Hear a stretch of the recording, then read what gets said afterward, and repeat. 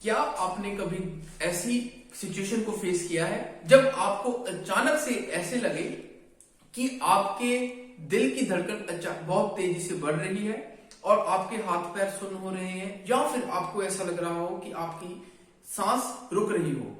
तो दोस्तों, ये सब लक्षण पैनिक अटैक के हो सकते हैं। पैनिक अटैक यानी घबराहट का दौरा।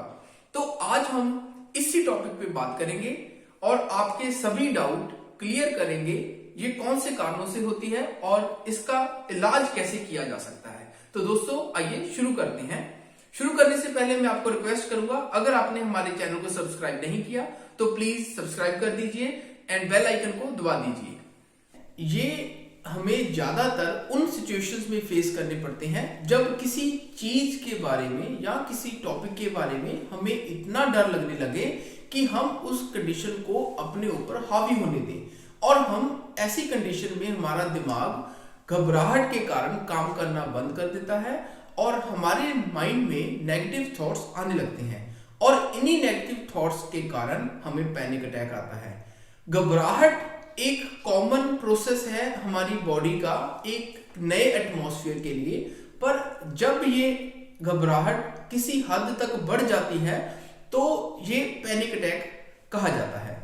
तो पैनिक अटैक के मेन लक्षण जो है उसमें सांस का फूलना, या फिर ऐसा लगना कि सांस रुक रही है, या फिर आपके दिल की धड़कन का बहुत तेज हो जाना, हाथ पैरों का कांपना, या फिर आपको ऐसा लगना कि आपकी चेस्ट में टाइटनेस है या छाती में कुछ ऐसा दबाव फील करना। तो दोस्तों, एक इंटरेस्टिंग बात मैं आपसे शेयर करना चाहता हूं इस बात पे, इस टॉपिक पे, कि जब पेशेंट पैनिक अटैक में होता है तो उसे ऐसा लगता है कि उसकी मौत बिल्कुल सामने है। तो ऐसी कंडीशन में वो बिल्कुल डर जाता है और उसको कुछ भी, उसका माइंड उसके बॉडी पे कंट्रोल में नहीं रहता और वो बिल्कुल उसके दिमाग में गलत गलत ख्याल आते हैं। हमें ज्यादातर ऐसे पेशेंट्स क्लिनिकल प्रैक्टिस में देखने को मिलते हैं, और ऐसे पेशेंट्स का ज्यादातर बहुत सारे हार्ट के टेस्ट और ब्लड टेस्ट करवाने के बाद भी जब सब कुछ नॉर्मल आता है, फिर भी उनको इस बात की तसल्ली नहीं होती कि उनको कोई बीमारी नहीं है। पैनिक अटैक्स के पेशेंट्स ज्यादातर कंप्लेंट करते हैं कि उनको ऐसे लगता है कि उनको कुछ दिल की बीमारी है या फिर कोई ऐसी बीमारी हो चुकी है जिसके कारण उनकी मौत हो सकती है। तो अब हम इसके कारणों पे बात करें तो ज्यादातर आजकल के माहौल में ये फास्ट फॉरवर्ड लाइफ होने के कारण पेशेंट जल्दी डिप्रेशन में आ जाते हैं। लोग आजकल कम सोशल है, वो अपना ज्यादा टाइम फोन्स पे, सोशल मीडिया पे और ज्यादातर अकेले में बिताते हैं, जिसके कारण उनके अपने थॉट प्रोसेस जो है वो ज्यादातर नेगेटिव हो जाते हैं, जिसके कारण उनके दिमाग पर एंजाइटी के अटैक्स आते हैं। और सीधे शब्दों में कहें कि एंजाइटी अगर ज्यादा होगी तो पैनिक अटैक्स आने का खतरा उतना ही ज्यादा होता है। तो ये रिसर्च में बात सामने आई है कि जितने डिप्रेशन के पेशेंट्स हैं उनमें जो पैनिक अटैक्स के लक्षण हैं, पैनिक अटैक्स आने के जो दर है वो ज्यादा देखने को मिलती है। ऐसे पेशेंट्स ज्यादा डिप्रेशन के में होते हैं और उनको पैनिक अटैक्स और पैनिक डिसऑर्डर्स जो ज्यादा होते हैं। तो अब क्वेश्चन ये उठता है कि भी पेशेंट को पैनिक अटैक्स आते क्यों हैं? तो कारण बिल्कुल साफ है, ये सब कुछ उसके माइंड के साथ कनेक्टेड होता है। जब भी पेशेंट के माइंड में कुछ ऐसे नेगेटिव थॉट्स आए तो उसके कारण उसका एंजाइटी लेवल जो बढ़ जाता है, जो उसका टेंशन लेवल है वो बढ़ जाता है, और बॉडी में ऐसे हार्मोन सिक्रीट होते हैं जिसके कारण उनको उनके माइंड में कंट्रोल बाहर हो जाता है। तो ऐसी जब कंडीशन होती है तो ज्यादा स्ट्रेस होने के कारण उनकी बॉडी में पैनिक अटैक्स आते हैं, और पैनिक अटैक्स आने के बाद उनको और एंजाइटी हो जाती है, और ये जो विशियस साइकिल है, जो इसका जो साइकिल है टेंशन का, वो चलता रहता है। तो इसमें हमें पेशेंट का फिजिकल एग्जामिनेशन करना बहुत जरूरी होता है, जिससे हम कोई भी ऑर्गेनिक डिजीज को रूल आउट कर सकें। ये ना हो कि भी हम पैनिक अटैक्स के बारे में सोचते रहें और पेशेंट को कोई ऑर्गेनिक डिजीज हो। और इसके साथ में पेशेंट के रूटीन ब्लड टेस्ट, ईसीजी और इसके साथ अगर हार्ट की स्कैन की जरूरत है तो हमें वो भी करवानी चाहिए। साथ में ही फैमिली हिस्ट्री और पेशेंट की हैबिट्स के बारे में भी हमें जरूर पूछना चाहिए, उसकी हिस्ट्री लेनी चाहिए।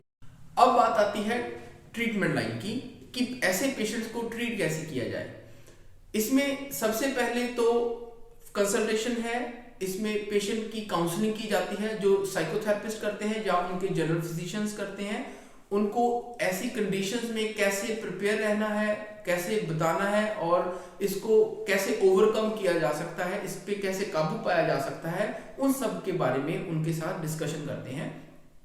उनके पेशेंट को उसके जो पैनिक अटैक्स में होने वाले कारण हैं उनकी डिटेल में अगर डिस्क्रिप्शन दी जाए तो पेशेंट काफी हद तक उन बातों को समझने लगता है और उसको ये यकीन दिलाया जाना चाहिए कि ऐसी कंडीशन में उसको कुछ नहीं होगा या फिर उसको कोई भी प्रॉब्लम नहीं होगी। और इसके साथ उसको मेडिटेशन, ब्रीदिंग एक्सरसाइजेस, ये सब बातें भी बतानी बहुत जरूरी है, क्योंकि पैनिक अटैक्स में मेडिकेशन से ज्यादा काउंसलिंग काम करती है। और ये रिसर्च में भी आया है कि जो पेशेंट्स काउंसलिंग के से साथ ठीक किए जाते हैं उनमें रिलैप्स के चांसेस बहुत ही कम होते हैं रेदर देन अगर मेडिकेशन यूज की जाए। मेडिकेशंस में कुछ ऐसी दवाइयां होती हैं जो पेशेंट्स को इमरजेंसी पैनिक अटैक में दी जाती हैं। इनमें बहुत ही ज्यादा कॉमन यूज करने वाली मेडिसिन है एल्प्रेक्स, जिसको एल्प्राजोलैम कहा जाता है। ये पेशेंट के एंजाइटी लेवल को कम करके उसमें पैनिक अटैक्स को बिल्कुल ठीक करती हैं। पर इसमें ये सबसे बुरी बात इस मेडिसिन की है कि पेशेंट को इसकी डिपेंडेंसी होती है, पेशेंट इस पे डिपेंडेंट हो जाता है और उसको लगता है जब तक वो मेडिसिन नहीं लेगा वो ठीक नहीं होगा। तो काउंसलिंग मेडिकेशन से ज्यादा बेहतर है। तो हमें ऐसे पेशेंट को एजुकेट करने पे ज्यादा जोर देना चाहिए। पेशेंट के लाइफस्टाइल में अगर हम कुछ तब्दीलियां ला सके, उसको सजेस्ट करें, तो वो बिल्कुल ठीक हो सकता है। तो आशा करते हैं कि आपने पैनिक अटैक्स के कारणों के और इसके ट्रीटमेंट लाइन के बारे में अच्छे से जान लिया होगा। अगर आपका कोई भी सुझाव है या फिर आपका कोई भी क्वेश्चन है तो कमेंट बॉक्स में लिख के हमें जरूर बताएं और अपने दोस्तों के साथ इस वीडियो को शेयर करें, जिससे ऐसी बीमारी के बारे में ज्यादा मिसकंसेप्शंस ना फैले, ज्यादा भ्रम ना फैले और पेशेंट की एजुकेशन हो और ये एपिसोड्स ऐसे पैनिक अटैक्स के प्रॉब्लम्स कम की जा सके।